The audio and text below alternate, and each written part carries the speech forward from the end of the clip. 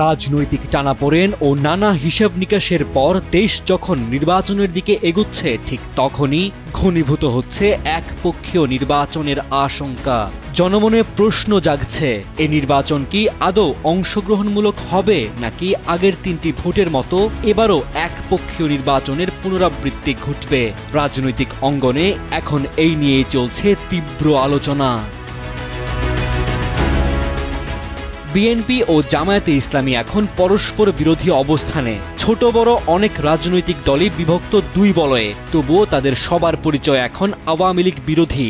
এই অবস্থায় কেউ কেউ বলছে আওয়ামী লীগ ও জাতীয় পার্টিকে নির্বাচনে অংশ নেওয়ার সুযোগ দেওয়া উচিত, আবার কেউ বলছে বিচার শেষ না হওয়া পর্যন্ত আওয়ামী লীগ, জাতীয় পার্টি ও ১৪ দল কোনোভাবেই নির্বাচনে অংশগ্রহণ করতে পারবে না। বিএনপি নির্বাহী আদেশে দল নিষিদ্ধের বিরোধিতা করছে।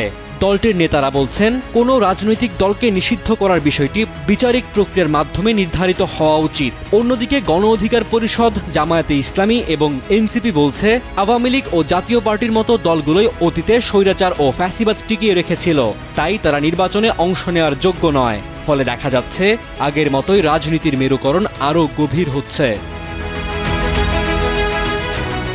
রাজনৈতিক বিশ্লেষকরা বলছেন, এই পরিস্থিতিতে একাধিক দলের নিষেধাজ্ঞার দাবি আসলে বিএনপির জন্য ফাঁদও হতে পারে।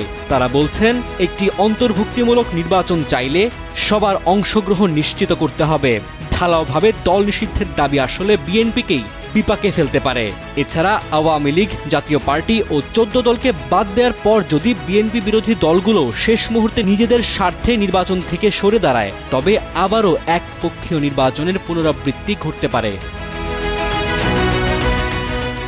সরকারের ঘোষণা অনুযায়ী আগামী ফেব্রুয়ারির শুরুতেই জাতীয় সংসদ নির্বাচন অনুষ্ঠিত হওয়ার কথা, তবে রাজনৈতিক বাস্তবতা এখনও অনিশ্চিত। জনমনে প্রশ্ন, এই নির্বাচন কি সত্যিকারের অংশগ্রহণমূলক হবে নাকি আবারও দেখা যাবে একপক্ষীয় নির্বাচনের ছায়া? ডেস্ক রিপোর্ট, সময়ের আলো।